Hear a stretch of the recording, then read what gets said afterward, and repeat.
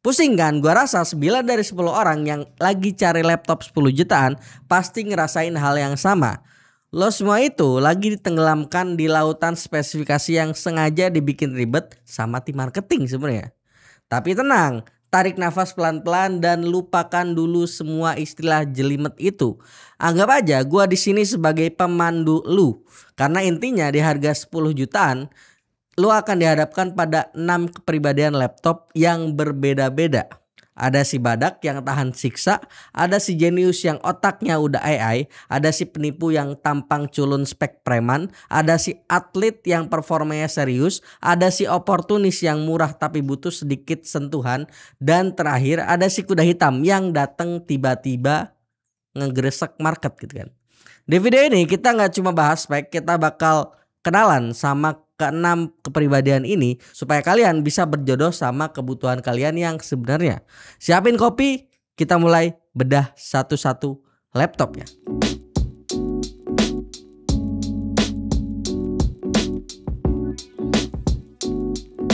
Oke, yang pertama kita punya si badak. Ini dia Asus ExpertBook P1403CVE. Panjang sekali ya kode-kodenya. Kalian denger ExpertBook pastinya mikir laptop kantor buat bapak-bapak yang old money, yang udah tua, gak cocok buat Gen Z.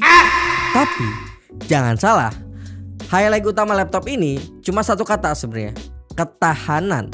Ini bukan laptop biasa, ini laptop kelas komersil yang sekarang bisa kita beli langsung. Dia udah lulus Asus Superior Durability Test. Maksudnya apa? Laptop ini udah diuji banting, diuji siram, bahkan diinjek bos. Kebetulan tim kita si Yasmi itu pernah nginjek laptop ini. Serius, ini ketahanannya lebih teruji daripada janji-janji pas pemilu kemarin. Cocok banget buat yang tangannya licin atau sering kerja di kondisi yang ekstrim ya. Dari segi desain emang kelihatan serius dan profesional. Nggak ada lampu-lampu RGB, nggak ada lakukan yang aneh-aneh, polos, tegas, dan fungsional. Bobotnya di 1,4 kg masih sangat oke buat dibawa kemana-mana. Dalamannya gimana? Dia pakai Intel Core i5 13420H. Ini adalah prosesor seri H yang kencang buat kerjaan multitasking. Apalagi RAM-nya udah 16 GB. SSD-nya juga udah gede 512 GB dan udah lebih dari cukup sih menurut gua buat kerja, kuliah, atau bahkan buat editing foto ya. Kelebihan lain yang ada di laptop ini ya, ini portnya yang lengkap. Ada RJ45 buat LAN, HDMI 2.1 kalau nggak salah. Ada juga USB Type A, USB Type C yang udah support display dan power delivery. Jadi lu mau colok 2 monitor eksternal sekaligus bisa. Dan upgradable storage-nya aman. Ada 2 slot RAM dan 2 slot M.2 SSD. Buat jangka panjang harusnya ya lebih feature proof ya ini laptop. Kekurangannya apa? Jelas di GPU. Dia cuma ngandelin eGPU-nya doang. Jadi jangan harap bisa main game Cyberpunk 2077 di settingan ray tracing ultra di laptop ini.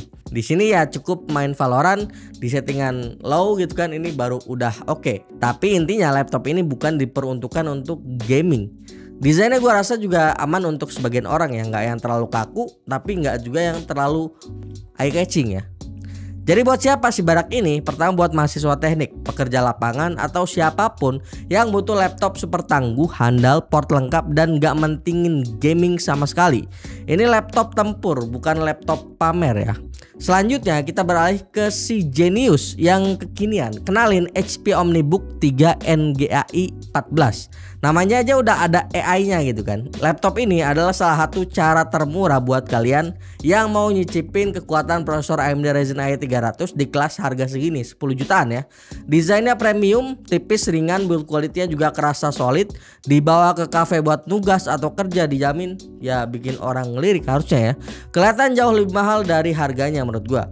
Nah otaknya ini yang spesial, AMD Ryzen AI 5 340. Selain kenceng buat kerjaan sehari-hari, dia juga udah punya NPU atau Neural Processing Unit. Simpelnya ini prosesor yang didesain khusus buat tugas-tugas AI di masa depan. Kayak fitur-fitur canggih di Copilot Plus itu udah bisa. Jadi ini laptop feature proof. RAM-nya udah 16GB DDR5 yang udah cukup kenceng, SSD 512GB, dan kartu grafisnya karena pakai AMD Ryzen AI 300, eGPU ini kenceng di kelasnya. Dia Radeon 840M kalau nggak salah ya. Ini eGPU yang emang udah bisa ngejalanin beberapa game AAA meskipun settingannya disesuaikan. Dan juga karena eGPU-nya kenceng, ini buat ngedit video juga harusnya akan lebih smooth ya. Kelebihan laptop ini jelas di prosesor AI-nya yang udah modern, desainnya juga premium si laptopnya, dan bobotnya yang cukup enteng. Cocok buat yang mobilitasnya tuh tinggi. Kekurangannya apa? Ada berapa sih yang cukup krusial lah. Pertama soal layar. Walaupun dia udah Full HD, tingkat kecerahannya tuh cuma 250 nits doang, dan color gamutnya masih 62%-an sRGB. Ya ini standar banget ya buat di kelas harganya. Jadi buat desainer grafis ataupun video editor yang butuh akurasi warna tinggi, ini bakal kurang cocok. Kedua, baterainya cuma 41 Wh, jadi jangan harap bisa tahan seharian tanpa ngecas. Lalu cocoknya buat siapa laptop ini? Buat lu yang mungkin prioritasin gaya, desain tipis, dan pengen jadi yang terdepan buat nyobain teknologi AI tanpa keluarin uang yang segitu banyak. Cocok buat anak kuliah non desain, pekerja kantoran, ataupun content writer ya, penulis. Laptop ketiga ini salah satu yang ya bisa dibilang salah satu favorit ya, si penipu yang paling jago menyamar. Namanya Asus Gaming K16 ya, K16 ya biasa aja ya. Asus Gaming K16 K3605VC. Lihat desainnya, nggak ada kan tampang-tampang laptop gaming yang hedon heboh gitu kan. Ini yang gua sebut kamuflase gitu kan. Bayangin, lu anak kuliahan minta dibeliin mamih laptop gaming gitu kan, pasti kan langsung tuh diceramahin gitu kan. Tapi kalau lu tunjukin laptop ini dengan desainnya yang kalem dan elegan, pasti langsung, oh ya oke, ini bukan laptop gaming gitu kan. Padahal dalamnya, oke, cakep gitu kan. Dengan harga 10 jutaan kita dapat kombinasi Intel Core i5 13420H dengan GPU RTX 3050. Ini spek yang siap ngelibas game AAA di resolusi 1080p. Mau main The Witcher 3, Elder Ring, ataupun Hogwarts Legacy, ini udah cukup sanggup meskipun beberapa settingannya disesuaikan. Layarnya juga asik 16 inch dengan rasio 16:10. Ini bikin area kerja kerasa lebih luas. Enak banget buat ngoding, ngetik, ataupun ngedit video. Bezelnya cukup tipis dan ngasih kesan yang cukup modern di kelas harganya. Kelebihannya jelas, performa gaming yang oke dalam sebuah body yang sopan. Jadi ini tuh laptop satu untuk semua gitu kan. Buat ngampus bisa, buat ngegame bisa, apalagi buat kerja profesional. Kekurangannya apa? Ada berapa sih? VRAM GPU discrete yang masih 4GB aja, belum yang 6GB, yang mungkin bakal keteteran buat beberapa game-game terbaru di masa depan yang butuh VRAM lebih gede. Buat siapa laptop ini? Jelas buat para sleeper gamer, mahasiswa, pekerja kreatif, siapapun yang butuh performa tinggi tapi nggak mau laptop gaming yang kelihatan banyak aksesorisnya gitu kan. Ini adalah sesuatu ataupun laptop yang cocok. Kalau Asus Gaming K16 tadi jago nyamar, yang satu ini adalah si atlet yang nggak malu-malu. Ya ini Lenovo Legion Essential 15. Ini penampilannya lebih rapi dan premium, tapi tenaganya salah satu yang oke juga di kelasnya. Desain Log series ini emang keren ya, nggak se-gaming seri Legend, tapi aura gamingnya masih ada sedikit ditempel di laptop ini. Build quality-nya juga kerasa mantap, dan yang bikin dia spesial adalah di dalemannya. Prosesornya pakai Intel Core i5 12450HX.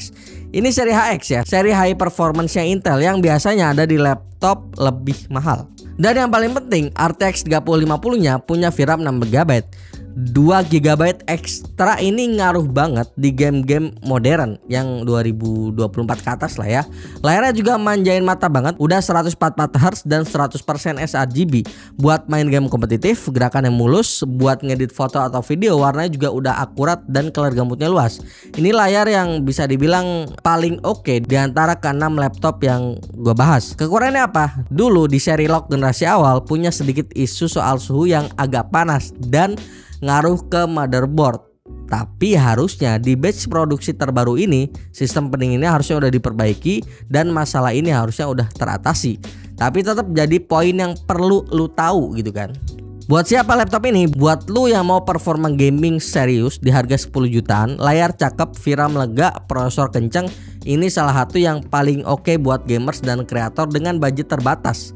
Selanjutnya kita punya si Opportunist HP Victus 15 FB3704AX. Kenapa Opportunist? Karena dia pinter ngambil kesempatan untuk ngasih spek terkini dengan harga yang terjangkau. Otaknya pakai AMD Ryzen 5 8645HS. Ini prosesor Zen 4 yang efisien dan kenceng di kelasnya, dan dipasangin sama Nvidia GeForce RTX 3050 dengan VRAM 6GB. Sama kayak si Lenovo Log tadi, secara performance kombinasi ini sangat-sangat menjanjikan di kelas harganya. Desain Victus ini udah khas ya, simple dengan logo V di tengahnya, nggak terlalu gaming tapi juga nggak terlalu kantoran, pas di tengah-tengah intinya. Kelebihan utamanya, lu dapat teknologi CPU yang salah satu yang terbaru dengan performa grafis yang mumpuni, VRAM 6GB gitu kan, 3050-nya di harga yang cukup kompetitif. Ini value for money-nya tuh dapat gitu loh. Tapi tentu ada tapinya laptop, dan ini penting. RAM bawaannya 16GB tapi konfigurasinya satu keping alias single channel. Ini positif negatif ya. Positifnya lu bisa upgrade jadi 32. Negatifnya ya pas lu beli di awal itu ya single channel doang gitu kan. Nah, gua mau kasih gambaran kenapa ini penting buat laptop yang pakai prosesor Ryzen. Buat prosesor AMD Ryzen ini tuh kayak punya mobil Ferrari tapi cuma kepake di gang yang sempit. Performance-nya jadi nggak maksimal. Jadi sangat disarankan untuk nambah satu keping RAM lagi biar jadi dual channel, dan performanya lebih kebuka harusnya di AMD Ryzen ini ya.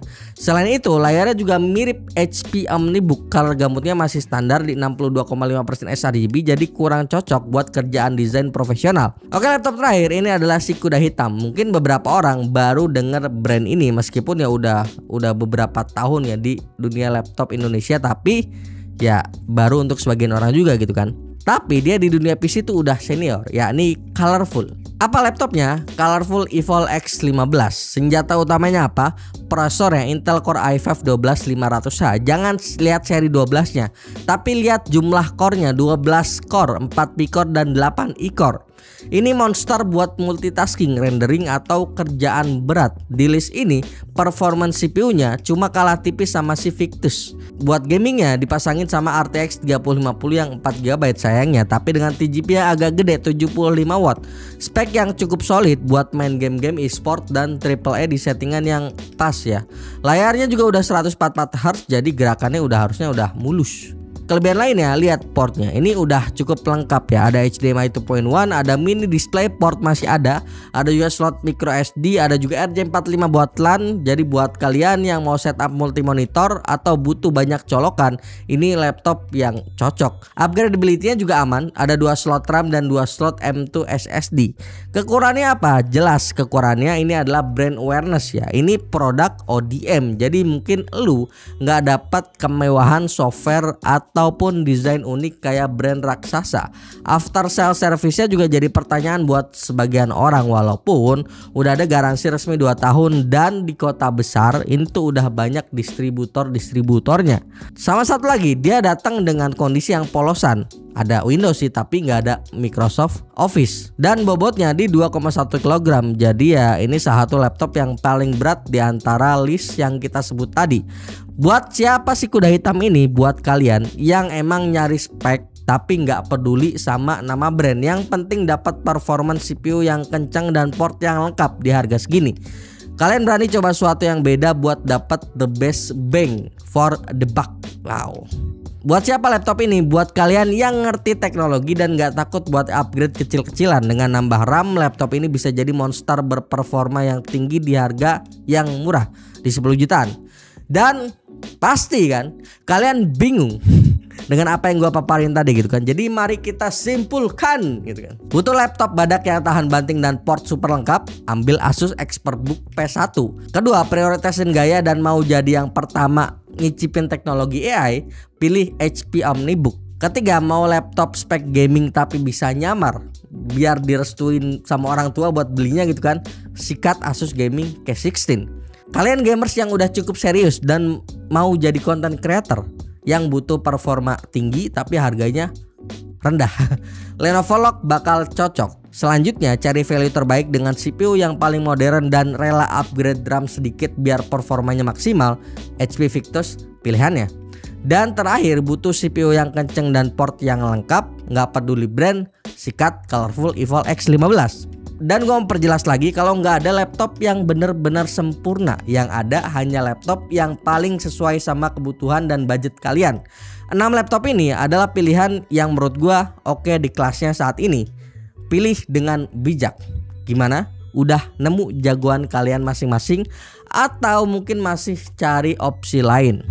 Atau justru kalian punya rekomendasi sendiri di laptop 10 jutaan? Komen aja di bawah. Kalau misalnya ada request atau apa-apa, komen juga di bawah. Ada kritik, saran atau apapun, komen di bawah. Jangan lupa like, share, dan subscribe channel ini. Saya bentuk dukungan dan semangat untuk kami. Kunjungi terus pemsel.com agar dapat melihat perkembangan teknologi usaha di bidang IT, handphone, dan lain-lain. Banyak pokoknya. Join Discord server dan follow sosial media kami di kolom deskripsi. Sekian dulu, gue Yusril. Sampai jumpa di video selanjutnya. Bye-bye.